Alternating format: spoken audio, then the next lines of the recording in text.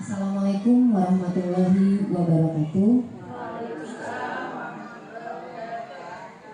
Selamat siang, salam sejahtera, Om Swastiastu, Namo Buddhaya. Yang terhormat Bapak Raja Muhammad Sabri MPD selaku Kepala Sekolah SDN 001 Sungai Bedu. Yang terhormat Bapak Wakil Kepala Sekolah Bapak Yusuf atau Bapak Safiruddin yang mewakili. Yang terhormat Bapak Ibu Majelis Guru beserta staf SD Negeri 01 Sungai Beduk yang sangat kami banggakan. Puji syukur pada hari ini kita dapat hadir di sini, berkumpul di sini dalam keadaan sehat walafiat, semoga berkat dari pemberian anugerah yang luar biasa dari Tuhan Yang Maha Esa, Allah Subhanahu wa Ta'ala. Tak lupa salawat serta salam juga kita sampaikan kepada junjungan kita Nabi Muhammad Sallallahu Alaihi Wasallam. Bapak Ibu, terima kasih atas kehadiran Bapak Ibu semua di ruangan Majelis Guru SD Negeri 01 Sebeduk dalam rangka sosialisasi modul 1.4 dalam kegiatan CGP Angkatan 7 Kota Batam yang hari ini dilaksanakan oleh kami selaku CGP yaitu Susilawati MPD dan saya Anita Yusnita MPD. Baik Bapak Ibu, sebelum kita lanjut ke kegiatan berikutnya, kita buka kegiatan ini, kita awali kegiatan ini dengan doa. Untuk itu berkenanlah kiranya Bapak Ibu kita melakukan doa sesuai dengan ajaran agama kita masing-masing. Berdoa kami persilakan.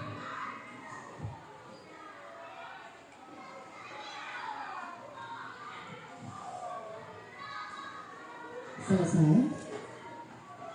Selanjutnya kami mohon kesediaan Bapak Raja Muhammad Sabri MPD selaku Kepala Sekolah untuk memberikan sambutan sekaligus membuka kegiatan sosialisasi kegiatan CGP Angkatan 7 Kota Batam untuk pemaparan modul 1.4 yaitu budaya positif. Pada Bapak kami silakan.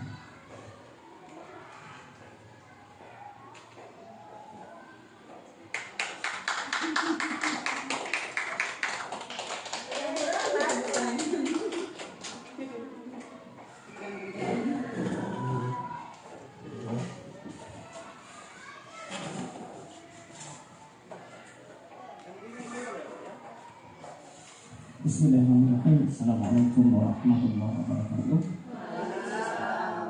Alhamdulillahirabbil alamin. Bersyukur kepada Allah Subhanahu wa Ta'ala. Salawat dan salam kepada junjungan Nabi kita Muhammad sallallahu alaihi wasallam. Allahumma shalli ala sayyidina Muhammad wa ala sayyidina Muhammad. Yang sama-sama kita hormati dan kita banggakan kepada Anita Yusnita MPD dan Susilawati MPD selaku CGP tahun ini 2023 dan tentunya yang sangat-sangat kami banggakan Ibu dan Bapak Majelis Guru SD Negeri 01 Sungai Beduk. Kita hari ini saya mengucapkan terima kasih kepada terutamanya kepada Ibu Presentator serta kepada Ibu dan Bapak semua yang berkesempatan hadir. Ini adalah momen kita untuk belajar bagaimana kita mengikapi narasumber kita, dan hari ini sepertinya memang merupakan langkah awal. Mudah-mudahan nanti sosialisasi akan berjalan lancar seiring waktu. Mudah-mudahan ini kita dapat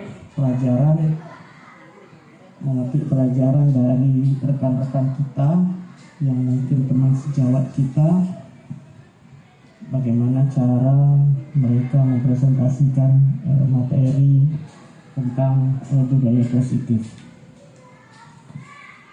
Saya tak tahu ini dapat budaya positif ini dari mana atau dikaryakan sendiri, Bu? Dari modul ya, dari modul. Kalau ada budaya positif berarti ada budaya negatif. Nah, sementara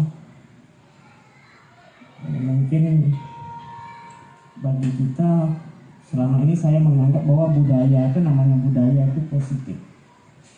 Hari ini kita akan dengarkan paparan dari mereka berdua. Mudah-mudahan kita dapat pelajaran dari materi yang disajikan. Tapi yang jelas saya ingin sampaikan satu hal. Mudah-mudahan ini akan menjadi motivasi bagi kita semua untuk memberanikan diri mempresentasikan segala materi bagi kawan-kawan. Mudah-mudahan dengan itu kita dapat belajar sebagai narasumber, belajar juga sebagai pendengar yang baik untuk kita mengikuti.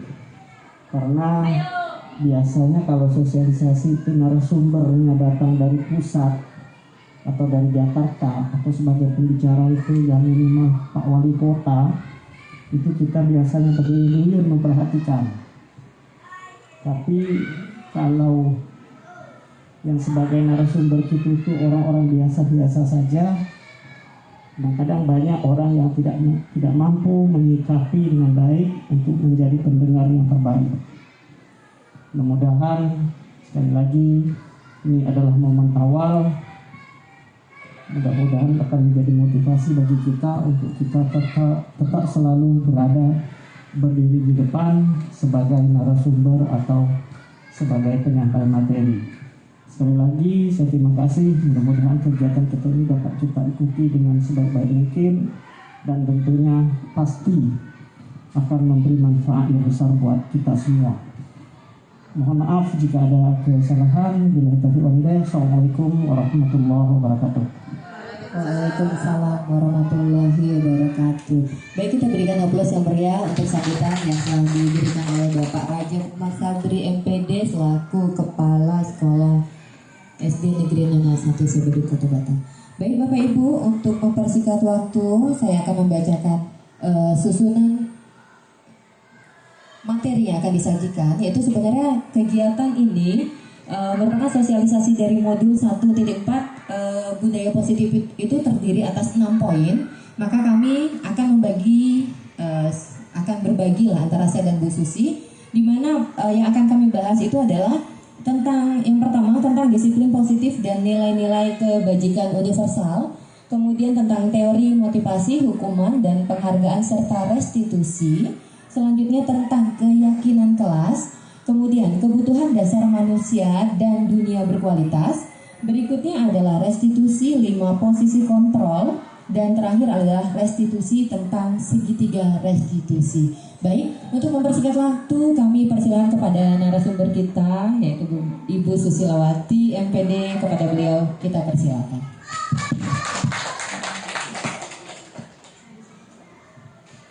Cek. Bismillahirrahmanirrahim. Assalamualaikum warahmatullahi wabarakatuh. Selamat siang dan salam sejahtera untuk kita semua. Alhamdulillah pada kesempatan siang hari ini kita masih diberikan nikmat sehat sehingga kita masih bisa berkumpul di ruangan yang semoga diberkahi oleh Allah Subhanahu wa taala. Amin ya rabbal alamin. Salawat serta salam semoga tercurah limpahkan kepada junjungan kita Nabi besar Muhammad sallallahu alaihi wasallam. Mudah-mudahan kelak kita mendapatkan syafaat dari beliau. Amin ya rabbal alamin. Yang saya hormati Bapak Raja Muhammad Sabri MPD selaku Kepala Sekolah.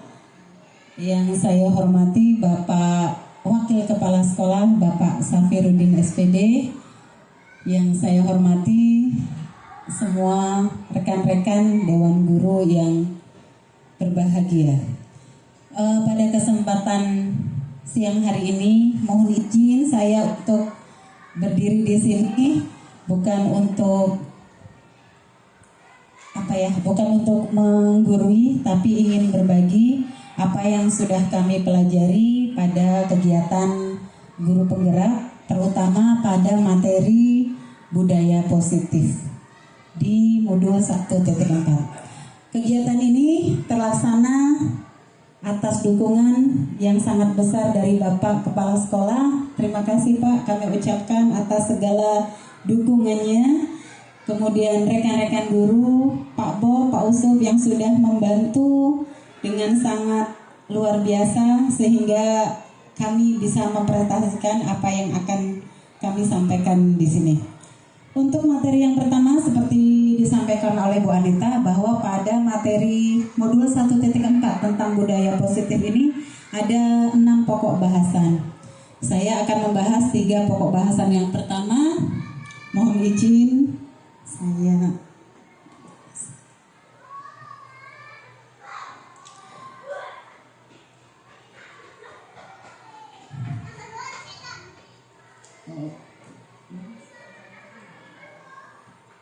Oke, untuk yang pertama adalah disiplin positif. Nah, untuk tadi ada sedikit disinggung oleh Bapak, kalau ada budaya positif berarti ada budaya negatif. Jadi maksud dari budaya positif di sini adalah segala tindakan yang dilakukan terus-menerus sehingga menjadi budaya di sekolah. Ini terutama untuk tingkah laku dan akhlak dari siswa. Nah, di sini ada beberapa poin tadi sudah dijelaskan di awal bahwa yang pertama akan kita sampaikan adalah tentang disiplin positif dan nilai-nilai kebajikan. Kemudian yang kedua ada teori motivasi, hukuman dan penghargaan serta restitusi. Yang ketiga keyakinan kelas. Keempat kebutuhan dasar manusia dan dunia berkualitas. Kelima restitusi 5 posisi kontrol. Dan yang keenam restitusi penerapan segitiga restitusi. Nah, di sini saya akan membahas 3 pokok bahasan yang pertama ya, dari mulai disiplin positif.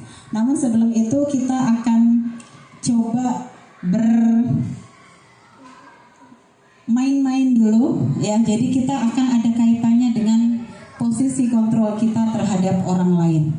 Di sini ada perubahan paradigma tentang pendidikan. Nah, namun sebelum itu mari kita coba praktekkan, di mana ada 2 orang A dan B boleh saling berhadapan. Mungkin teman-teman sobellah secari kertas kecil atau benda apapun yang bisa Bapak Ibu genggam ya. Kemudian tuliskan benda atau sesuatu yang sangat berharga untuk Anda. Jadi silakan Bapak Ibu tuliskan di secari kertas bahwa tulisan itu sangat berharga bagi Bapak Ibu. Kemudian sudah, Bapak Ibu boleh sambil lakukan. Kertas kecil saja ya, kertas kecil, tuliskan sesuatu di kertas tersebut yang sangat berharga. Kemudian genggamlah erat, seerat-eratnya. Buat kepala sudah, Ibu dan Bapak sudah. Kalau sudah silakan berpasangan, gantian, boleh gantian ya. Silakan salah satu dari Ibu dan Bapak untuk mengambil sesuatu dari tangan rekannya. Silakan sekuat tenaga ambil.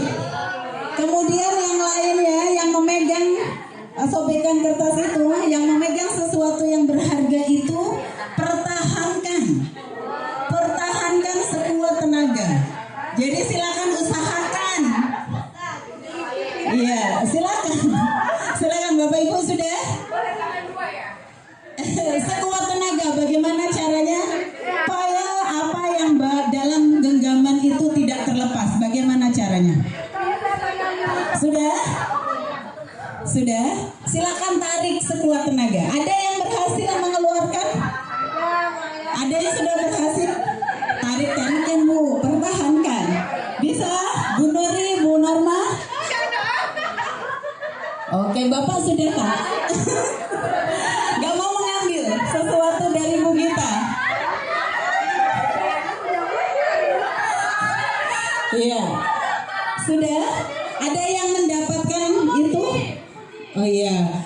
Oke, Bu Muji mendapatkan dari Bu Nuraya. Oke, saya tanya sama Bu Nuraya. Bu Nuraya melepaskan atau memang karena Bu Muji sekuat tenaga menarik? Sekuat tenaga menarik, Bu Aya akhirnya melepaskan. Bu Aya yang melepaskan atau karena memang Bu Muji sudah sangat memaksa? Iya, oke. Iya, karena sangat memaksa dan karena Bu Muji senior akhirnya Bu Aya melepaskan. Nah, artinya Bu Nur Aya sudah melepaskan itu dengan kemauannya. Nah, apa yang kita ambil dari permainan ini? Sebenarnya Ibu dan Bapak, posisi kontrol terhadap perilaku itu ada pada diri kita.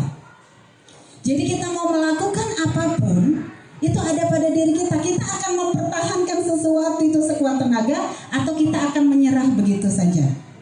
Jadi meskipun Bu Muji tadi menarik sekuat tenaga, kalau Bu Aya tetap yakin bahwa ini saya akan mempertahankan sesuatu yang berharga itu milik saya, pasti tidak akan terlepas.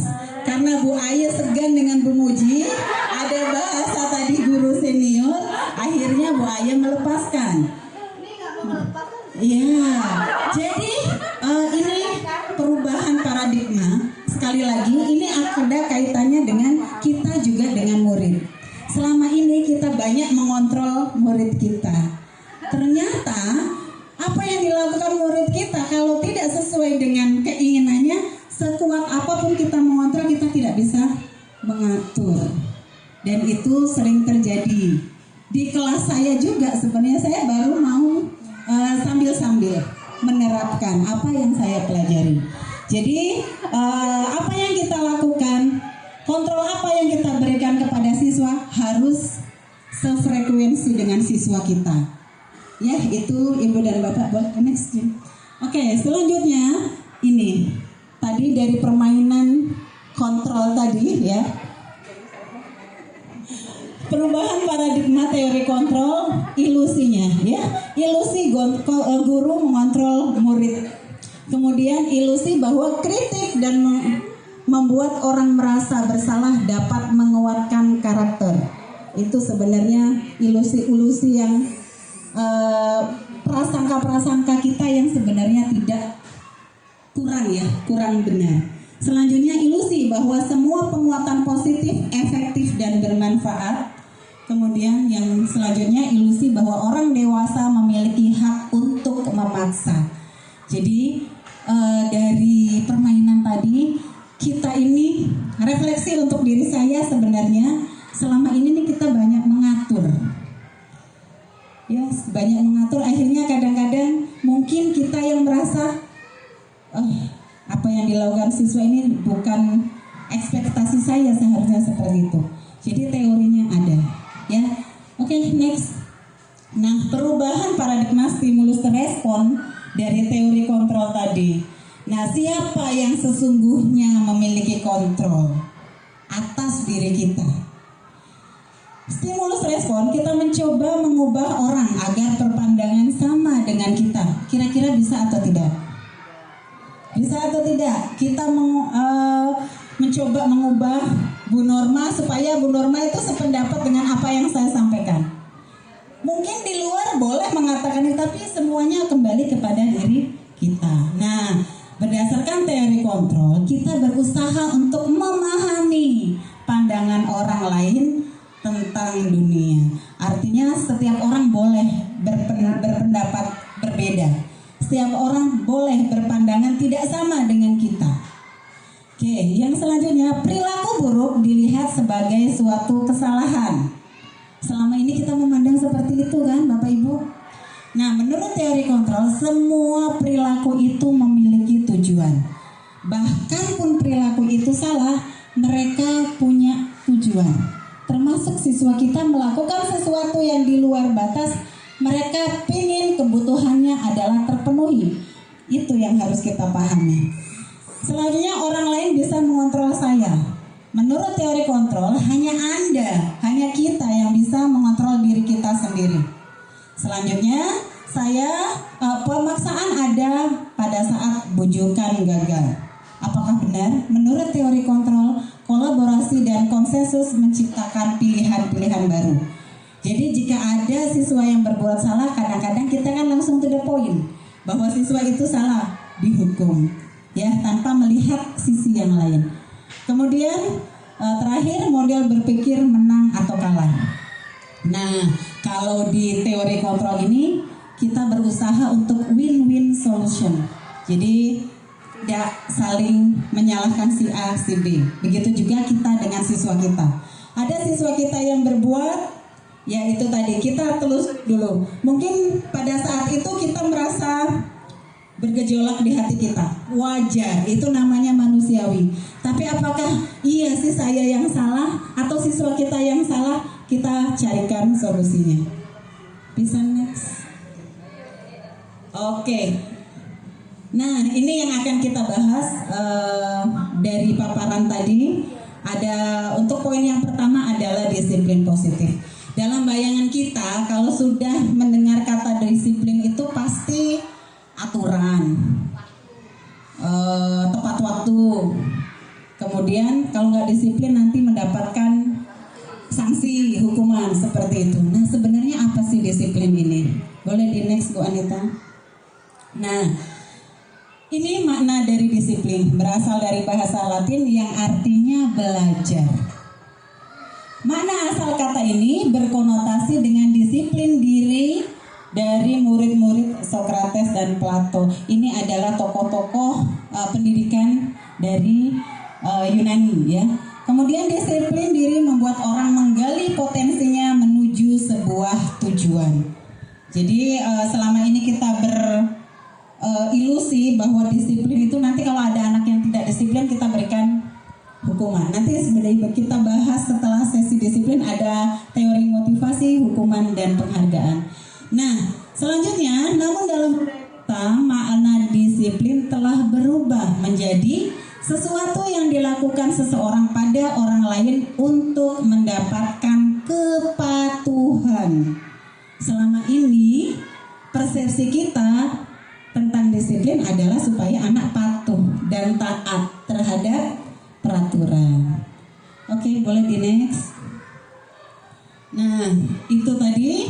Apa sih kaitannya disiplin? Disiplin diri itu kontrolnya dari dalam diri. Motivasi itu bukan karena adanya peraturan.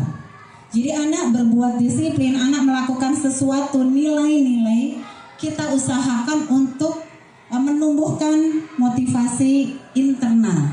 Kalau ada peraturan, kalau tidak disiplin ada poin, pengurangan poin. Itu berarti motivasinya karena ada peraturan. Nah, bagaimana kita menumbuhkan nilai disiplin itu? Melalui nilai-nilai kebajikan yang harus dipahami oleh siswa kita. Sebagaimana kita ketahui bahwa nilai-nilai positif yang sesuai dengan kebajikan universal, ini menurut teori perilaku ya, bahwa nilai-nilai kebajikan yang ingin dicapai oleh setiap anak Indonesia kita kenal dengan yang berkaitan dengan implementasi kurikulum merdeka, ada profil pelajar Pancasila. Dari situ nilai kebajikan ini dirangkum dalam 6 dimensi profil pelajar Pancasila. Yang pertama, beriman dan bertakwa kepada Tuhan Yang Maha Esa dan berakhlak mulia. Kemudian berkebinekaan global, gotong royong, mandiri, kemudian bernalar kritis dan kreatif. Nah, nilai-nilai ini cakupannya banyak sekali, termasuk bertanggung jawab. Itu juga masuk ke dimensi-dimensi yang kalau kita buka profil pelajar Pancasila, 6 dimensi itu, dimensi beriman dan bertakwa itu apa saja nilai-nilainya? Salah satunya adalah ketaatan beribadah, kejujuran, ya, kemudian taat melaksanakan ibadah dan seterusnya. Begitu juga dengan dimensi-dimensi yang lain. Ya, itu untuk materi tentang disiplin positif. Jadi kesimpulan dari awal permainan tadi, untuk menumbuhkan disiplin positif pada siswa, kontrolnya adalah harus dari dalam diri, baik kita maupun siswa. Bukan karena kita disiplin adanya aturan. Itu masih siswa melaksanakan itu masih motivasinya adalah motivasi eksternal dari dari luar karena takut nanti melanggar aturan, karena takut nanti dapat hukuman, karena takut nanti disuruh pungut sampah dan sebagainya. Ya, oke, itu selanjutnya pembahasan yang kedua adalah teori motivasi perilaku manusia. Jadi dari pembahasan awal tentang disiplin, tentang semua tingkah laku siswa kita, tingkah laku siapapun itu didasarkan pada kebutuhan-kebutuhan dan motivasi yang ada dalam dirinya. Nah, untuk teori motivasi perilaku manusia ini, seseorang melakukan suatu tindakan itu ada 3 faktor. Ya, yang pertama untuk menghindari ketidaknyamanan atau hukuman. Apa yang terjadi nih kalau saya datang telat? Oh, nanti saya dihukum suruh mungut sampah. Nah, itu dia berusaha untuk datang lebih awal. Itu motivasinya masih dari luar. Kemudian motivasi yang kedua untuk mendapatkan imbalan dari orang lain. Oh, saya rajin nih kerjanya datang tepat waktu supaya nilai PKG saya tinggi. Nah, itu juga motivasinya masih motivasi eksternal. Begitu juga dengan siswa kita. Oh, saya mau dapat nilai yang bagus supaya Bu Susi senang, supaya saya dikasih bintang. Nah, itu juga motivasinya masih motivasi eksternal. Yang ketiga, untuk menghargai diri sendiri. Saya akan menjadi orang yang seperti apa bila saya melakukannya. Jadi inilah yang kita harapkan dari diri kita dan dari siswa kita. Jadi siswa berusaha belajar dengan rajin itu, saya punya target. Dia sendiri yang menentukan tujuannya, dia yang berusaha untuk meraihnya supaya dia bisa menghargai dirinya sendiri. Inilah yang diharapkan dari budaya positif yang kita jelaskan. Motivasi itu datangnya dari diri pribadi siswa, dari diri pribadi kita. Jadi setiap perbuatan saya datang tepat waktu, ya karena saya menghargai diri saya sebagai seorang guru, saya ingin memberikan teladan kepada siswa saya untuk datang ke sekolah tepat waktu. Bagaimana jadinya kalau saya datang terlambat, tentu siswa datang ke kelas juga terlambat. Nah, itu salah satu bentuk menghargai diri kita, itulah yang dimaksud dengan motivasi intrinsik, motivasi dalam diri kita, bukan karena faktor eksternal, bukan dari orang lain. Apapun tindakannya, kalau itu datangnya dari diri kita, itulah bentuk motivasi intrinsik, dan itu akan bertahan lama dan lama-kelamaan akan menjadi budaya dan karakter kita. Kalau kita sudah terbiasa berbuat sesuatu yang baik, itu akan menjadi budaya. Ya, oke, next. Nah, ini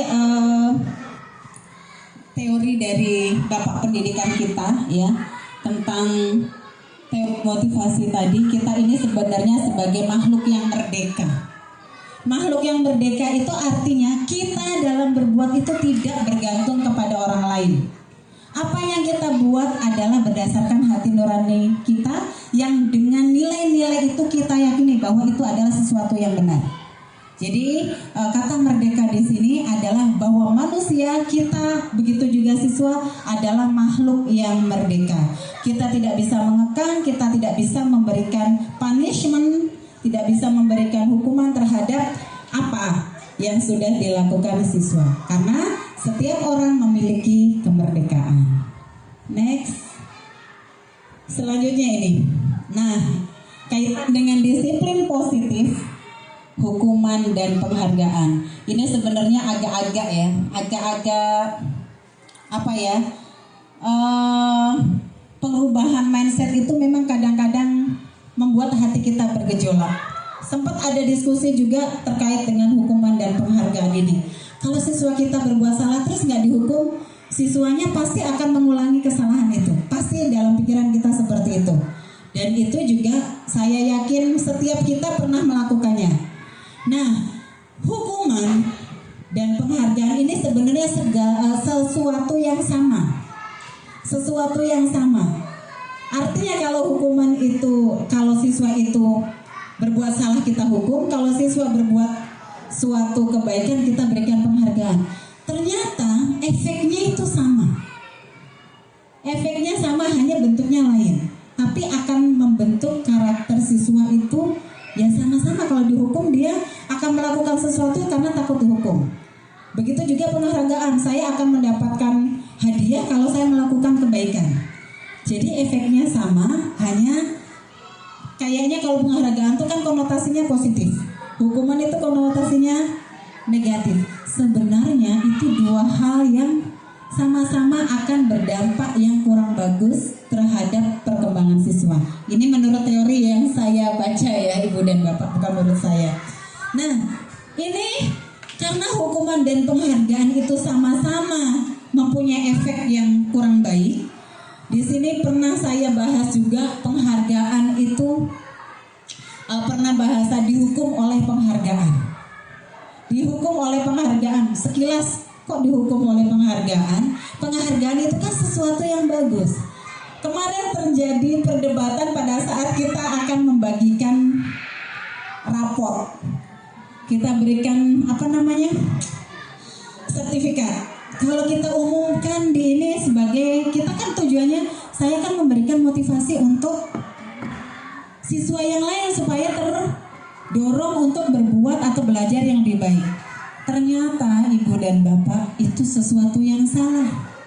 Dan itu merubah mindset seperti itu tidak gampang. Ya.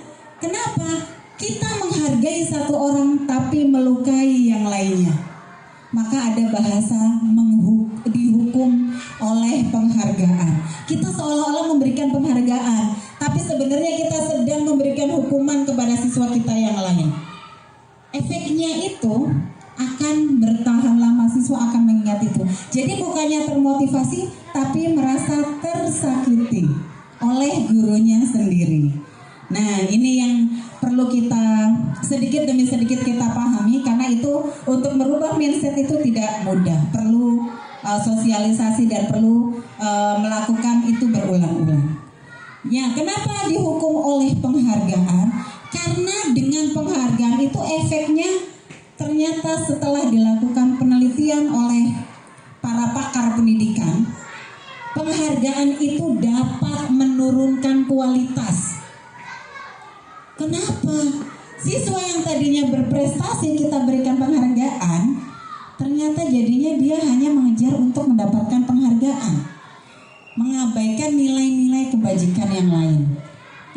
Itu berdasarkan teori ya Ibu dan Bapak. Yang kedua, penghargaan mematikan kreativitas.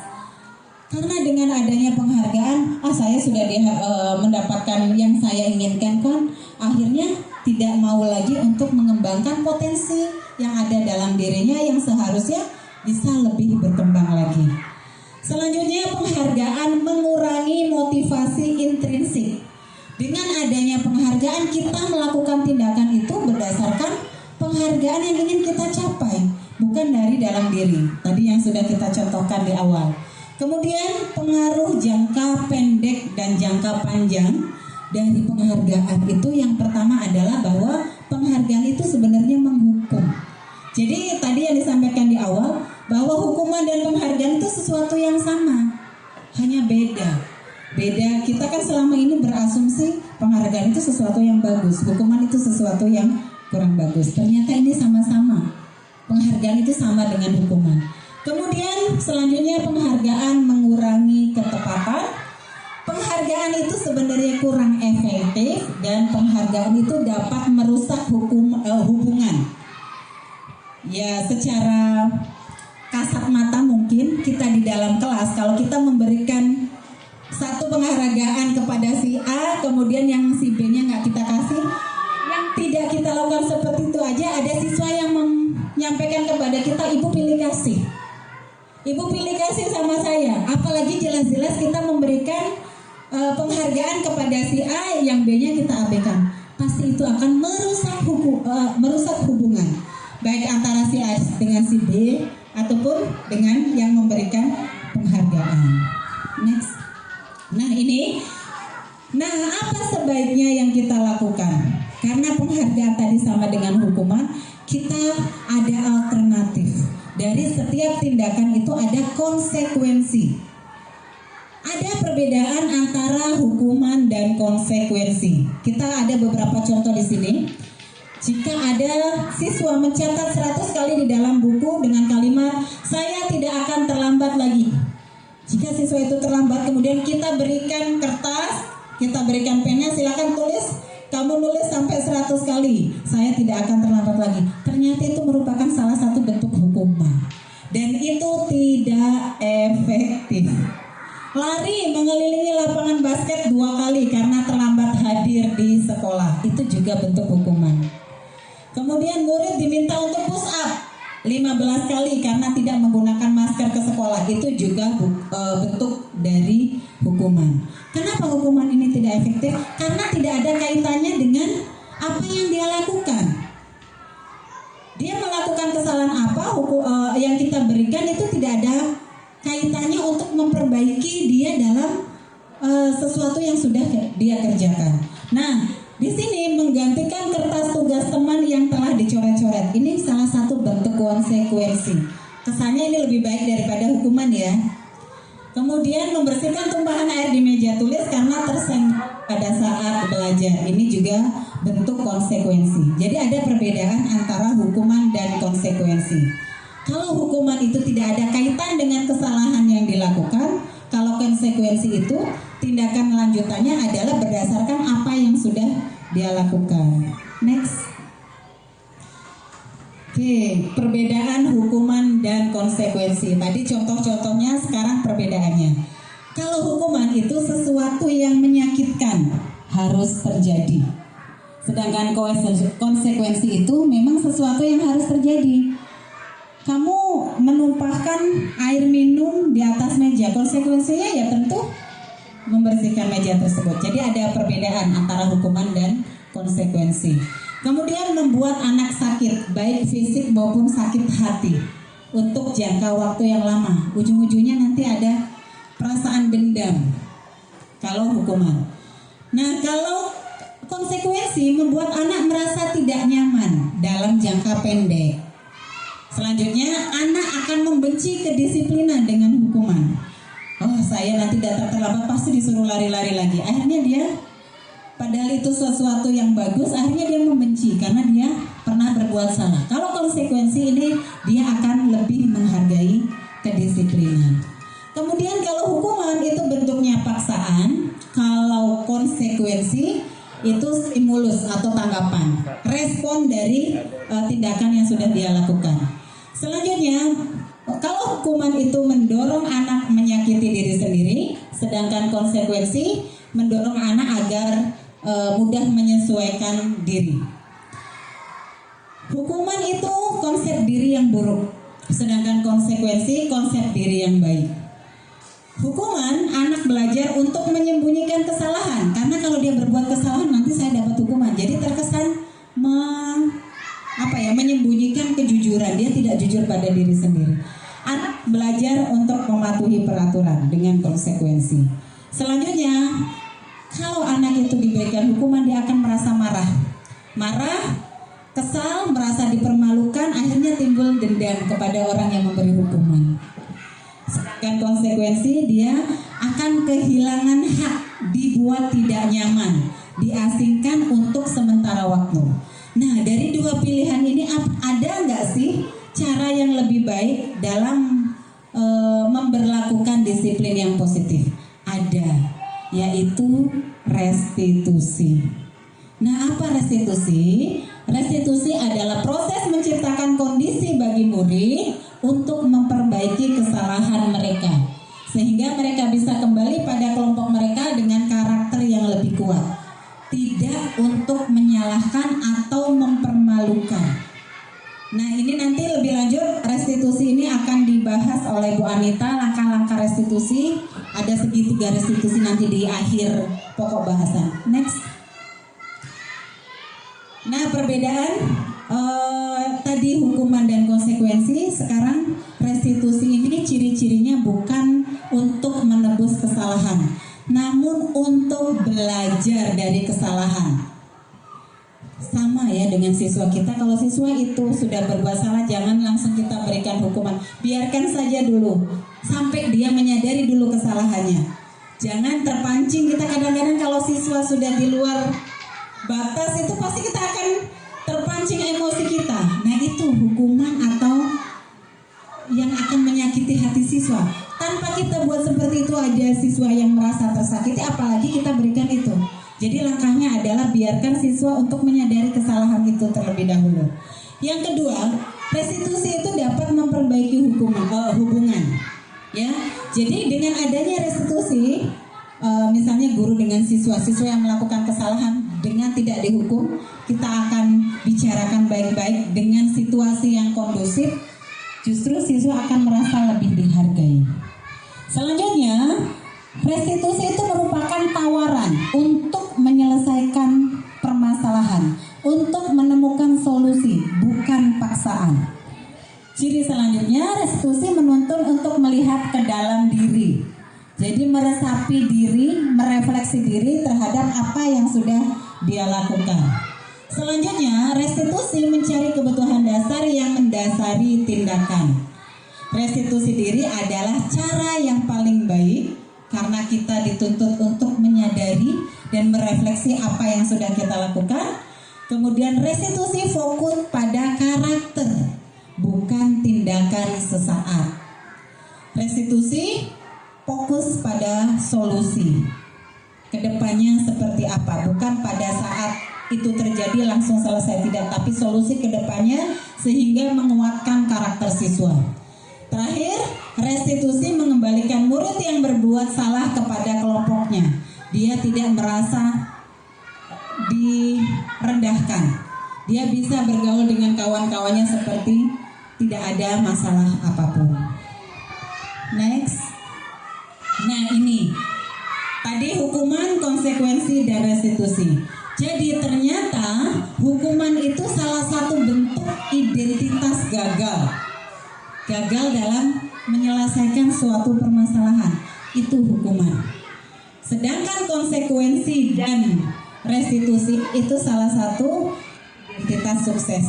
Kenapa? Di situ Ibu dan Bapak bisa kita baca ya yang tadi disebutkan bahwa kalau hukuman itu dapat menyakiti, sedangkan konsekuensi itu sesuatu yang harus terjadi.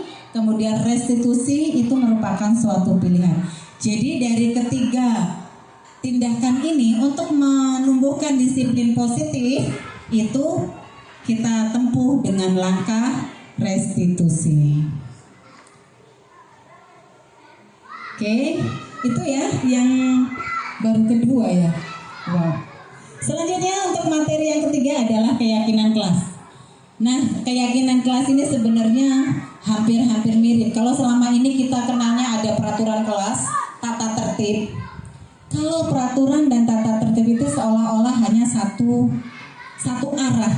Guru yang menentukan, siswa diminta untuk melaksanakan tata tertib. Tapi kalau keyakinan kelas atau kesepakatan kelas itu dua arah, dari guru dan siswa. Nah, di sini ada penjelasan mengapa tidak peraturan saja, mengapa harus keyakinan kelas. Yang pertama, mengapa kita memiliki peraturan harus menggunakan helm. Ini contoh-contoh peraturan ya. Ini semuanya adalah aturan yang sudah tertulis. Jadi kenapa keyakinan kelas bukan peraturan kelas? Karena untuk mendukung kembali ke motivasi intrinsik. Kalau keyakinan kelas kita buat bersama dengan siswa. Guru dan siswa membuat kesepakatan sama-sama berlaku untuk dua pihak, bukan hanya untuk siswa saja. Jadi Ibu dan Bapak, mungkin mulai sekarang kita juga bisa mulai merancang keyakinan kelas untuk sama-sama kita taati, sama-sama kita patuhi sehingga disiplin positif itu, budaya positif itu dapat tumbuh dan menjadi karakter minimal di kelas kita masing-masing. Ya, itu saja mungkin untuk keyakinan kelas. Nah, ini ada contoh perbedaan keyakinan kelas dengan peraturan kelas. Next dulu sih. Nah, ini dia. Yang mana yang merupakan keyakinan kelas? Judulnya sama-sama kesepakatan kelas. Yang di sebelah kiri, kesepakatan kelas datang tepat waktu mengucapkan salam. Sedangkan di sebelah kanan, kami guru dan murid yang saling menyayangi. Kami murid yang semangat belajar. Kami murid yang peduli dengan teman-teman. Kira-kira yang keyakinan kelas atau yang kesepakatan kelas itu yang mana ya?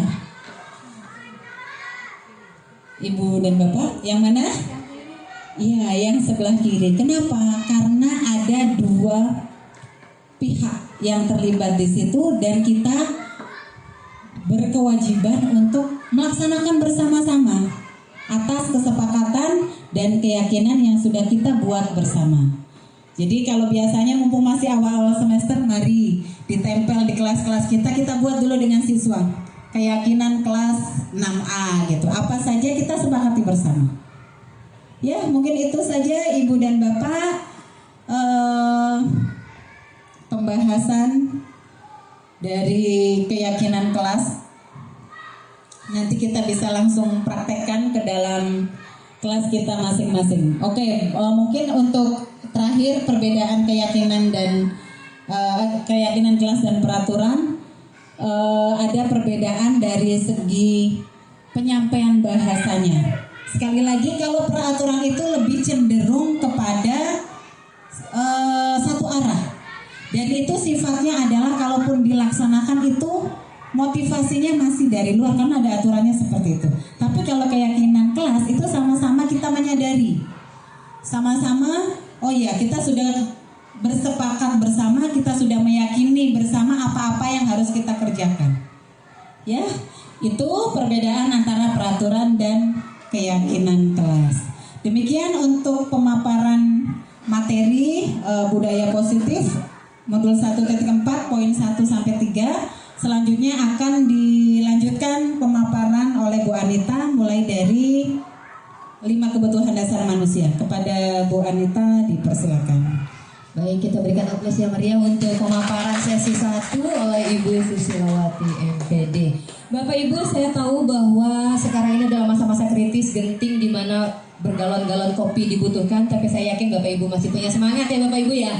Insya Allah 3 materi yang akan saya sajikan, walaupun materinya padat, kami akan mencoba untuk merangkum sedemikian rupa agar materi bisa tersampaikan dengan baik, tapi memanfaatkan waktu yang seminimal mungkin. Baik Bapak Ibu, nanti juga akan ada sesi tanya jawab. Yang tadi mungkin sudah mencatat-catat banyak sekali paparan dari Bu Susi yang masih penasaran apa sih seperti apa sih pelaksanaannya. Nanti yang masih penasaran kita akan lanjutkan dengan sesi tanya jawab. Bapak Ibu, materi pertama yang akan saya sampaikan yaitu 5 kebutuhan dasar manusia dari Dr. William Glasser dalam Choice of Theory. Nah, mohon izin saya berdiri di sini. Nggak kelihatan ya? Baik. Nah, cukup jelas saya rasa paparan yang ada di depan. Di mana 5 kebutuhan dasar itu yaitu kebutuhan untuk bertahan hidup atau survival, kemudian kebutuhan akan kasih sayang dan rasa diterima, love and belonging. Selanjutnya adalah kebutuhan akan kebebasan atau freedom, dan selanjutnya adalah kesenangan atau fun, dan juga penguasaan atau power. Nah, di situ mungkin Bapak Ibu bisa lihat skemanya seperti itu. Apa sih kaitan-kaitan 5 kebutuhan dasar manusia berdasarkan Dr. William Glasser dan Choice of Theory. Baik Bapak Ibu, lanjut ke next berikutnya adalah di mana kita mempunyai 5 posisi kontrol. Hal ini berkaitan dengan materi yang tadi sudah Bu Susi paparkan. Nah, kita mempunyai 5 posisi kontrol, yaitu pertama sebagai penghukum terkait mengenai penerapan nilai budaya positif. Kita mau jadi orang seperti apa sih? Saya mau jadi guru seperti apa sih? Apakah saya ingin menjadi seorang penghukum? Apakah saya ingin menjadi seorang pembuat rasa bersalah bagi siswa kita? Atau kita mau memposisikan diri kita sebagai teman, sebagai pemantau, atau sebagai manajer? Nah, ini akan saya bahas satu persatu sambil refleksi diri. Mungkin beberapa hal ini pernah saya lakukan, dan mudah-mudahan setelah ini saya berusaha untuk lebih baik. We will be better untuk kedepannya. Oke, next. Sebenarnya sebagai penghukum itu seperti apa sih? Nah, sebenarnya pemaparannya sangat banyak ya. Contoh kasus aja deh, di mana ada seorang siswa ketahuan terlambat sekolah deh. Tadi sebagai contoh dari Bu Susi tadi di awal, ada seorang siswa datang terlambat sekolah, besoknya datang terlambat lagi. Nah, selaku guru piket nih, berperan sebagai penghukum. Kamu sini. Kenapa kamu terlambat? Udah tahu masuk jam 7.30, kamu datang jam 8. Taruh tas sini, berdiri di sana. Lari keliling lapangan. Tujuan guru tersebut untuk menerapkan disiplin. Tapi posisi guru dalam hal ini sebagai apa Bapak Ibu? Sebagai apa Bapak Ibu? Penghukum. Kita nggak tahu yang dialami anak tersebut. Wah, kenapa dia datang terlambat? Kita nggak nanya. Tahu-tahu anak itu kita tahu dia salah, lalu kita just dia langsung. Kamu harus lari keliling lapangan. Kamu melanggar disiplin. Langsung kita jatuhkan hukuman. Pernah merasakan melakukan hal tersebut? Saya rasa mudah-mudahan Bapak Ibu di sini tidak pernah melakukannya. Baik, mungkin zaman dulu sebelum Masehi mungkin pernah, ya kan? Tapi kita kan sekarang udah sekarang ini kayaknya nggak pernah deh. Oke, berikutnya next. Nah, wah ternyata sebagai guru yang sifatnya sebagai penghukum tuh nggak bagus ya. Untung aku belum pernah buat. Oke, next kita lihat. Sebagai apakah saya? Apakah saya berperan sebagai pembuat rasa bersalah? Nah, dari kasus tadi nih, siswa datang terlambat. Selaku guru piket datang. Kita ambil contoh lah seorang anak tersebut namanya A aja. A bukan berarti Anita ya. Baik. A, kenapa kamu datang terlambat? Sudah tahu jam 7.30 bel berbunyi waktunya masuk kelas. Sekarang 7:45. Aduh, kamu Nina.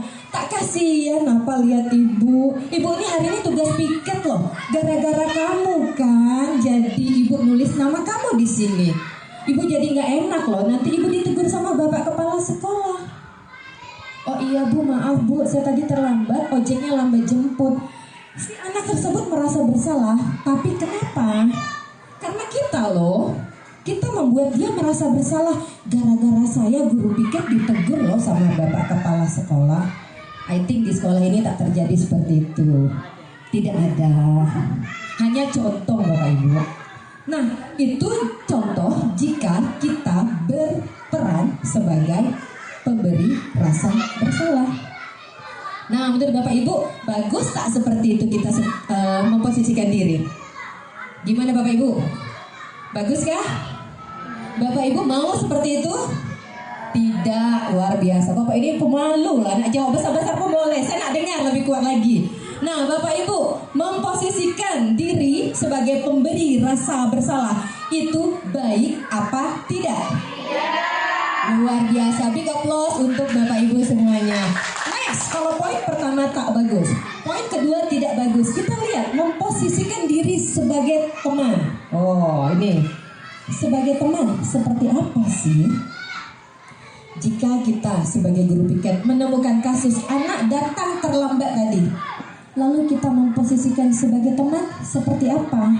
Nah, di sini kita akan berkata, ayo bantulah demi ibu ya, demi bapak ya, tolonglah dibantu, besok jangan datang lambat lagi ya. Sambil senyum-senyum itu guru karena merasa menganggap murid tersebut sebagai teman.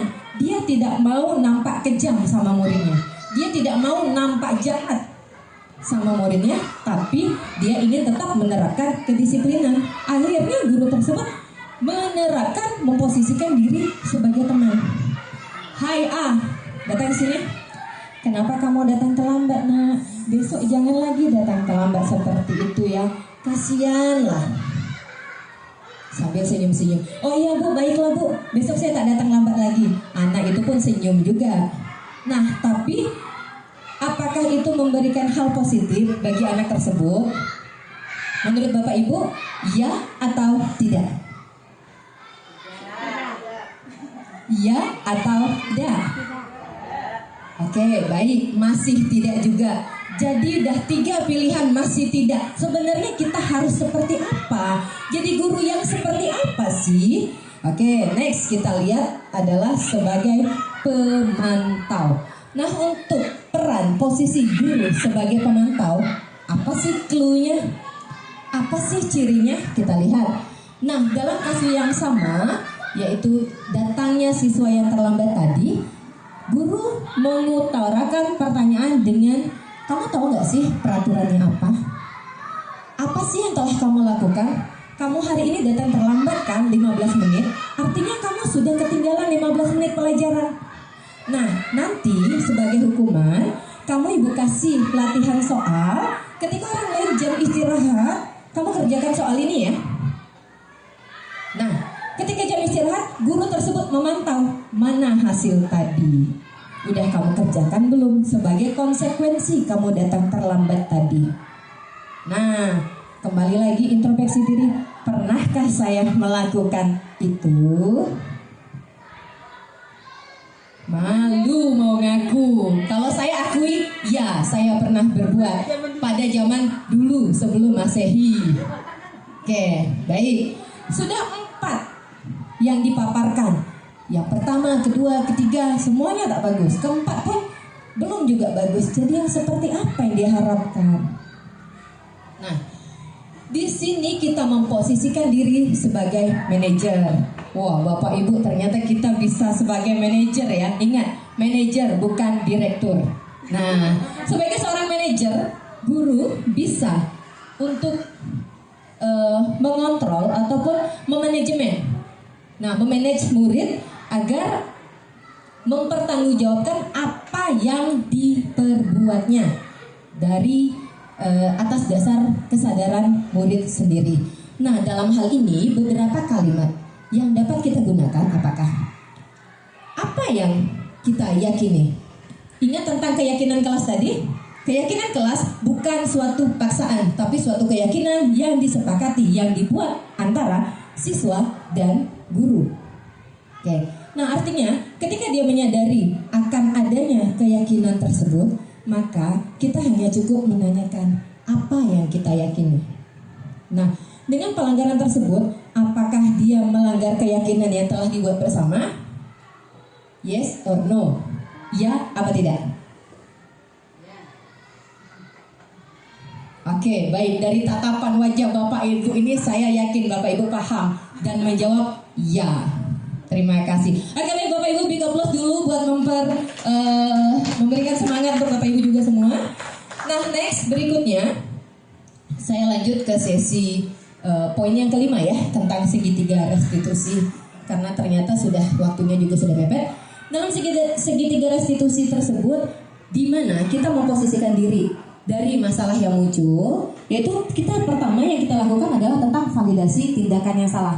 Kita berikan dulu pemahaman kepada anak. Kamu tahu nggak sih salah kamu apa? Dia harus menyadari dulu. Jangan kita bilang, kamu tuh salah loh, bla bla bla bla bla bla. Jangan. Tapi biarkan dia memvalidasi kesalahan dirinya sendiri. Lalu berikutnya adalah menanyakan keyakinannya tadi. Oke, dan berikutnya adalah menstabilkan identitas. Oke, next. Nah, sisi satu adalah menstabilkan identitas. Mengenai tahapan-tahapan dalam segitiga restitusi. Mungkin paparannya juga secara umum tadi sudah saya jabarkan di awal.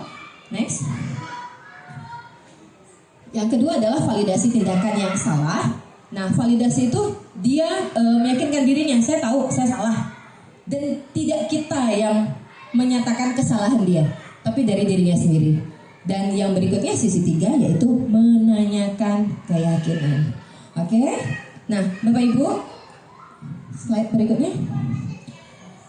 Saya rasa mungkin paparan saya memang dibuat sesingkat mungkin. Mudah-mudahan Bapak Ibu bisa memahaminya. Dan jika mungkin ada hal yang ingin ditanyakan, kami memberikan sesi tanya jawab kurang lebih 5 menit. Jadi kepada Bapak Ibu kami silakan. Nah, silakan. Mungkin ada sedikit tambahan dari Bu Susi. Silakan kepada Bu Susi.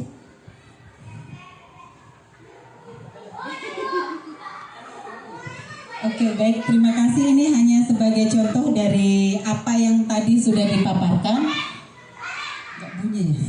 Pak Bob, speakernya gak bunyi. Jadi ini untuk segitiga restitusi tadi yang dijelaskan oleh Bu Anita, ada 3 tahapan penting dari segitiga restitusi itu. Yang pertama adalah menstabilkan identitas.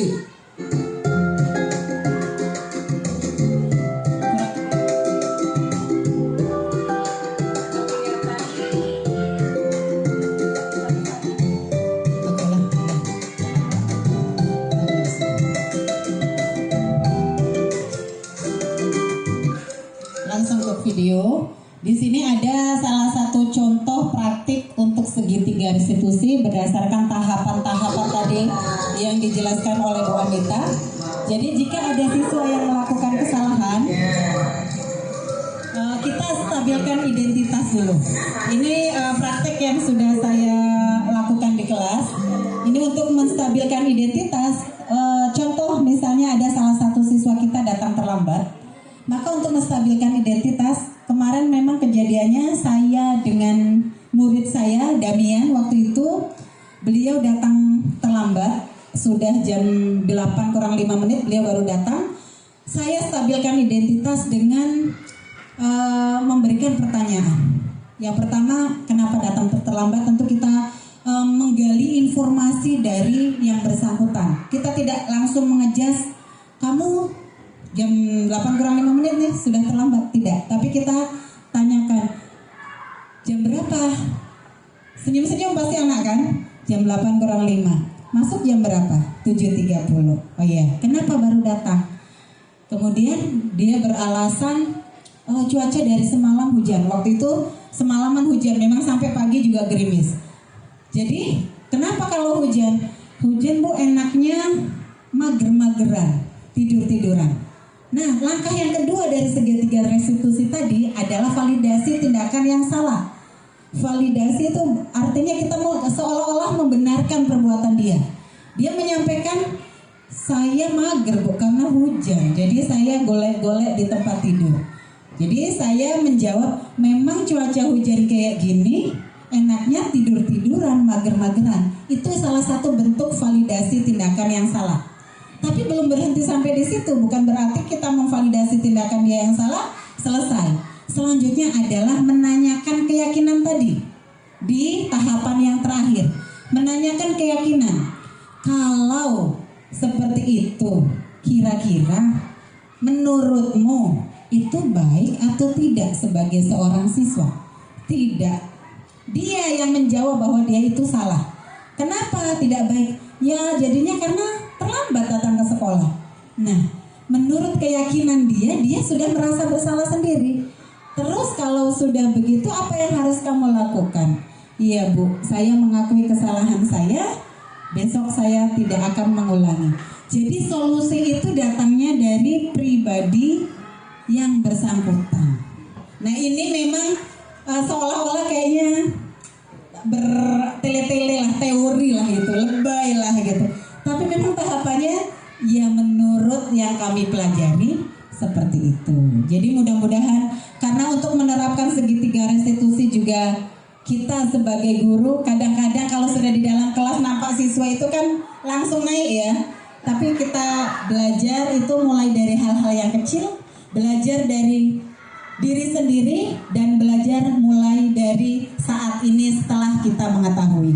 Mudah-mudahan kita diberikan kekuatan untuk terus mengupgrade diri kita, untuk melaksanakan pembelajaran, untuk memberikan yang terbaik, yang muaranya semuanya adalah untuk siswa kita. Jadi muara dari apa yang kita pelajari adalah untuk mengakomodasi segala kebutuhan belajar siswa.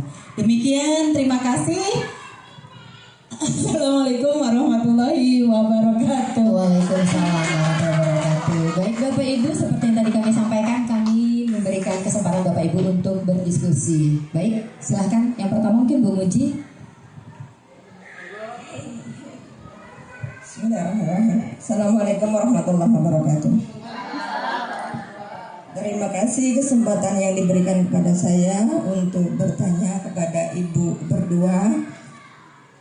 Di sini saya merasa belum begitu jelas mengenai keyakinan kelas. Bagaimana penerapannya? Karena saya pegang kelas 1, jadi untuk di kelas 1 bagaimana cara menerapkan keyakinan kelas itu dan poin-poin apa saja yang bisa kita ambil untuk kelas 1 yang baru masuk. Terima kasih. Langsung dijawab, langsung saja Bu. Oke, baik, terima kasih atas pertanyaannya Bu Muji, luar biasa. Oke, baik, untuk keyakinan kelas tadi boleh kita buka slide-nya kembali ya. Sebagaimana kita ketahui, dulu kita mengenalnya peraturan ya Bu ya, peraturan atau tata tertib. Nah, kalau tata tertib itu terkesan satu arah dari kita untuk murid kita, kalau sepakati bersama. Nah, bagaimana penerapannya sih keyakinan kelas di kelas kita? Ini sebagai contoh sederhana saja. Apa sih yang akan kita ambil nilai yang bisa kita terapkan di dalam kelas kita? Sebagai contoh, kita dengan siswa kelas 1 di dalam kelas, Bu, kita sebelum mulai mengajar, sebelum misalnya di awal semester, kita menanyakan anak-anak, hari ini kita sudah memasuki semester 2. Kita masuk jam berapa, Nak? 7.30. Anak-anak sudah tahu, Bu, ya, karena di semester 2. Berarti kita masuk jam 7.30 harus bagaimana? Tepat waktu. Jadi datang ke kelas tepat waktu. Itu disepakati antara guru dan siswa. Kemudian kalau di kelas 1 konteksnya masih biasanya apa, Bu? Alat tulis. Alat tulis itu pinjem-pinjem. Nah, kita bisa buat keyakinan kelas atau kesepakatan bersama dengan siswa membawa, kira-kira kalau dipinjemin penanya selalu tiap hari oleh kawannya itu terganggu enggak? Oh, terganggu, Bu, hari-hari dipinjemin terus jadinya hilang. Nah, bagaimana supaya tidak hilang? Supaya barang-barang milik kita, alat tulis kita tidak hilang, bawa masing-masing, Bu. Yuk kita sepakati ya, membawa alat tulis masing-masing. Itu bisa kita terapkan. Contoh lainnya, waktu istirahat. Misalnya istirahat kita jam berapa? Seperti jadi ada bahasa-bahasa dari peraturan kelas yang kita bisa terapkan untuk di kesepakatan atau di keyakinan kelas. Bedanya kalau peraturan kelas kan kita, Bu, yang menentukan nih. Kita sudah menulis, nah ini ya peraturan kelas kita. Nanti harus ditaati dan kita patuhi. Tapi kalau keyakinan kelas kita buat bersama dengan siswa kita. Jadi tidak satu arah. Ada timbal balik antara kita sebagai guru dengan siswa kita. Seperti itu, Bu. Mudah-mudahan penjelasan yang singkat ini bisa ini. Mohon maaf ya, Bu, jika kurang memuaskan jawabannya. Baik, oke, kita berikan aplaus dulu deh untuk pertanyaan dan juga yang menjawab. Terima kasih. Bagaimana, Bu Muji? Cukup? Ya, baik, terima kasih. Oke, nah, baik Bapak Ibu, karena waktu juga terbatas, mungkin satu pertanyaan lagi kami masih berikan kesempatan deh, karena nampaknya banyak sekali yang ditanyakan. Kami batasi satu saja. Tinggal dari siapa? Sepertinya dari Bu Nuri, Pak Misra ya, Pak Misra. Oke, baik. Bu Nuri ya. Nah, saking antusiasnya berebut sekali mau bertanya. Silakan. Pak Misra. Astagfirullahaladzim, kita nak nyokot Oke, dia. baik. Silakan, Pak Misra. Cek, baik. Assalamualaikum warahmatullahi wabarakatuh.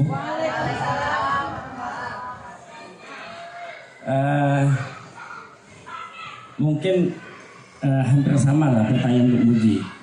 Saya mohon maaf mungkin pertanyaan ini kurang apa ya, karena konsentrasi di video.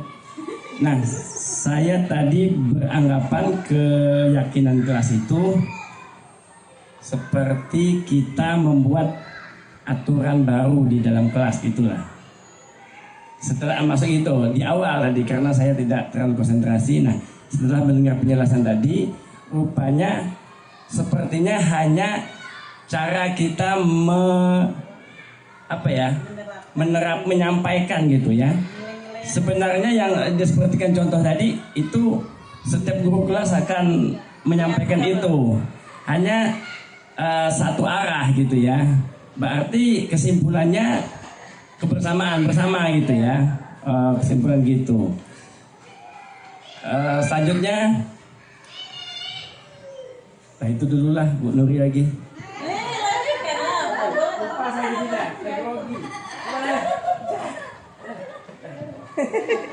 Boleh dilanjutkan, Pak Mis. Lupa. Ya, ingat apa? Lupa. Iya. Jadi sebenarnya Pak Misra, mungkin dari apa yang dipaparkan tadi itu sebenarnya sudah kita lakukan di dalam kelas kita. Cuman mungkin karena kita ya taunya lah tata tertib kelas gitu ya kan. Nah, penerapan nilai-nilai kebajikan itulah Pak yang kita terapkan di kelas. Maka kita buatlah namanya keyakinan atau kesepakatan kelas. Nah, nilai-nilai kebajikan tadi kalau kita datang sekian menit itu kan sebenarnya salah satu bentuk kedisiplinan. Tapi munculnya dari dalam diri siswa.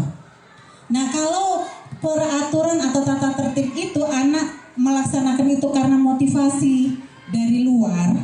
Kalau keyakinan kelas itu kita usahakan untuk menumbuhkan motivasi intrinsik dari siswa. Jadi kenapa? Karena kesepakatan kelas atau keyakinan kelas itu dibuatnya sama-sama. Apa saja? Jadi kita mengakomodasi kebutuhan dari peserta didik. Bu, nanti siswa nggak boleh pinjam-pinjam ya, maka kita bawa barang atau alat tulis masing-masing. Itu salah satu penerapan nilai-nilai kebajikan, Pak, tanggung jawab dengan tugas dia sebagai seorang siswa. Jadi kalau kita sama saja pun peraturan dengan keyakinan, yaitu tadi kita lihat dari konteksnya. Ada nilai kita melibatkan secara langsung siswa dalam pembuatan dalam penerapan nilai-nilai kebajikan dengan siswa. Tapi bukan seolah-olah siswa itu ya udah sebagai objek aja. Tapi dengan adanya keyakinan kelas, mereka merasa terlibat langsung dan dia bertanggung jawab atas apa yang sudah disepakati bersama.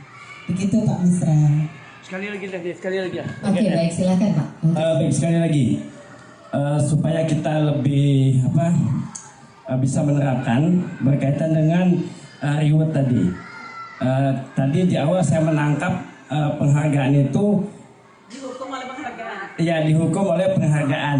Jadi berarti penghargaan itu betul-betul tidak boleh diberikan kecuali secara keseluruhan semua gitu.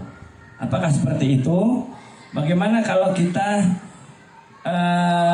memberi pertanyaan ke anak, terus anak menjawab, kita spontanitas memberi seperti permen gitu, apakah masih diperbolehkan? Nanti bisa juga di forum ini Bu disampaikan berkaitan dengan budaya yang kita buat seperti sertifikat yang kita cetak itu. Nah, jadi mudah-mudahan di sini bisa dijelaskan itu. Terus tadi punishment, hukuman yang seperti apa yang bisa dilakukan atau mutlak seluruh hukuman itu tidak bisa dilakukan lagi. Terima kasih. Berat deh. Luar biasa, big applause buat Pak Misra. Satu pertanyaan tapi paket komplit. Silakan Bu Susi mau jawab atau Bu bagaimana? Anita boleh. Oke, baik. Begini Pak Misra. Hukuman dan penghargaan itu bukannya boleh dan tidak boleh, tapi kita memahami dampak dari sesuatu yang kita lakukan terhadap siswa tersebut. Kita berharap segala sesuatu yang dilakukan siswa itu berasal dari hati dia, bukan karena faktor dari luar atau ekstrinsik atau eksternal. Nah, mengenai ketika Bapak ingin berbagi kasih, ketika anak menjawab lalu Bapak memberikan reward, memberikan permen, itu mungkin Bapak posisi Bapak saat itu ingin menghargai dia. Oh, ternyata dia bisa. Nah, suatu penghargaan. Nah, tapi tadi seperti yang Bu Susi sampaikan, di sisi lain ada juga penghargaan berupa hukuman. Apa tadi bahasanya? Hukuman. Ya, dihukum oleh penghargaan. Nah, ketika kita memberikan reward seperti itu, anak tersebut besok akan termotivasi. Besok saya senang nih, saya akan jawab, saya akan lebih belajar dengan dia. Pasti nanti dikasih permen. Saya senang dong, saya bangga dong dapat permen loh dari Pak Guru. Teman-teman ngelihat saya hebat dong. Nah, itu suatu perubahan yang positif, tapi sifatnya masih dari luar dan sifatnya sementara. Yang kita harapkan dalam nilai budaya positif adalah suatu perubahan yang ke arah lebih baik, tapi berasal dari dalam diri sendiri. Kemudian bagaimana dengan sertifikat? Sertifikat itu kan merupakan suatu penghargaan yang kita berikan bagi siswa. Oke, statusnya sama, hanya berubah aja, yang tadi permen ini sertifikat. Ada dua sisi, ketika tadi tujuan Bapak memberikan motivasi, tapi di sisi lain kita juga melihat bahwa sertifikat itu suatu saat akan berguna bagi siswa untuk kedepannya, di mana kita tahu bahwa dalam melanjutkan pendidikan berikutnya, siswa tersebut membutuhkan sertifikat untuk sebagai daya dukung dia melanjutkan pendidikan ke jenjang berikutnya. Oke, mungkin satu pertanyaan penutup dari Pak Misra akan dijabarkan oleh Bu Susi. Oke, silakan. Pertanyaan yang pakai dihukum oleh penghargaan. Ya. Oke, baik, menyambung dari pemberian pemberian penghargaan tadi, sedikit Pak Misra. Jadi tadi udah dijawab oleh Bu Anita. Kenapa bahasanya dihukum oleh penghargaan? Suatu saat siswa, setelah kita tidak akan lagi memberikan penghargaan itu, jika siswa melakukan, menjawab sesuatu atau melakukan kebaikan, dia akan merasa nggak ada gunanya, saya nggak dikasih apa-apa juga pun. Akhirnya menurunkan kualitas dia. Kenapa sih dihukum penghargaan? Memang selama ini kita tuh mindset kita itu, kita dengan memberikan penghargaan kita akan suatu motivasi kepada siswa. Tapi ternyata dampak jangka panjangnya seperti itu Pak Misra. Mungkin bukan hanya kepada siswa yang masih itu, mungkin budaya itu melekat pada diri kita. Sampai saat ini mungkin kita mendapatkan pembelajaran atau gaya pemberian motivasinya itu dulu seperti itu. Sehingga pada saat kita melakukan sesuatu kemudian tidak ada penghargaan, ya akhirnya ngapain sih saya capek-capek? Ya kan begitu. Jadi ini pentingnya menumbuhkan motivasi intrinsik. Ada atau tidak ada penghargaan, kalau suatu nilai itu diyakini benar, kita tetap akan melakukannya. Jadi dari teori dari modul ini Pak, yang diharapkan adalah memunculkan budaya positif itu dari dalam diri, bukan dari orang lain, bukan dari luar. Nah, kalau penghargaan itu sifatnya sementara dan pada saat itu saja mungkin dapat memunculkan motivasi. Kemudian ketika kita tidak memberikan itu, akhirnya tidak dilakukan lagi oleh siswa, itu kan suatu hukuman bagi siswa. Seharusnya dia bisa berkembang lebih baik, dia mentok sampai di situ saja. Itu mungkin penjelasannya. Nah, untuk pemberian sertifikat tadi, sisi positifnya tadi dibutuhkan untuk melanjutkan ke jenjang lebih tinggi. Kita boleh terapkan pemberian sertifikat seperti kemarin. Tidak mengumumkan di depan siswa yang lain, tapi mungkin kita bisa berikan itu untuk sebagai arsip bagi dia, sebagai dokumen penting yang dia miliki. Seperti itu. Memang ini juga membaca modul ini, hati saya rasanya kayak kurang ikhlas gitu. Karena apa? Karena selama ini kita kan tujuannya, iya anak ini berprestasi nih, kita berikan penghargaan gitu. Pada saat membaca itu dihukum oleh penghargaan. Aduh, berarti selama ini saya salah dong gitu. Tapi gejolak itu, perubahan itu pasti ada, dinamika itu pasti ada. Dan saya juga sebenarnya masih mau ini loh Pak, masih mengkaitkan gitu loh. Bener gak sih gitu?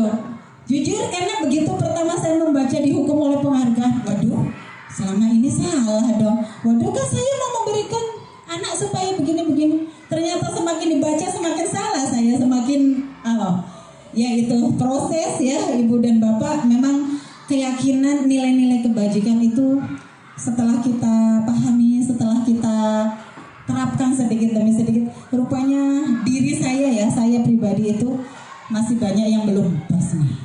Jadi ya mudah-mudahan dengan diberinya kesempatan mengikuti pendidikan seperti ini dapat membuka lah cakrawala berpikir kita dan perubahan mindset ke arah yang lebih baik. Mudah-mudahan kita bisa melaksanakan itu. Terima kasih. Oke, baik Bapak Ibu. Kami paham apa yang kami sampaikan tadi mungkin sangat kurang memenuhi kepuasan Bapak Ibu semua. Tapi kami mohon maaf karena waktu juga yang membatasi kita. Kami harap apa yang kami sharing bersama Bapak Ibu tadi bisa bermanfaat untuk kita bersama. Kami yakin suatu kenyataan tidak akan terwujud jika tidak diawali dari mimpi. Akhirnya Bapak Ibu, saya Anita Yusnita, Saya Susilawati. kami mohon maaf jika ada kesalahan dan kami mengucapkan terima kasih banyak atas atensinya. Assalamualaikum warahmatullahi wabarakatuh. Ya, selamat sore.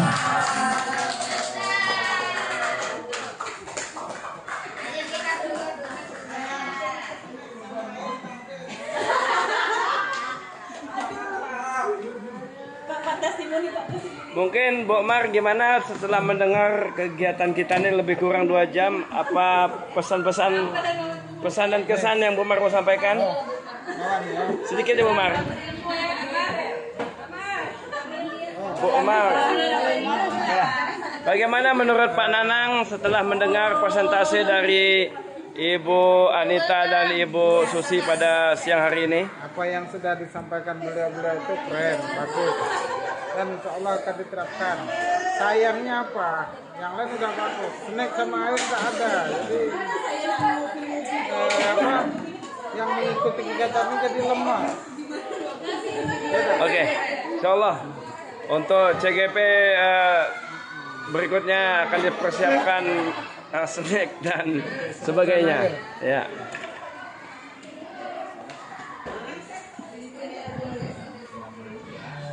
Nah, kita tanya dulu nih. Tanya ke kepala sekolah bagaimana komentarnya berkaitan dengan sosialisasi oleh Ibu Anita dan Ibu Susi pada siang hari ini.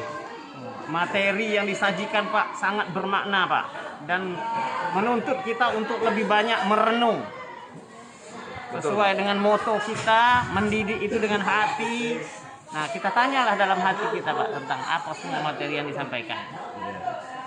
Saya kira mungkin itu saja Pak. Ya, terima kasih Pak.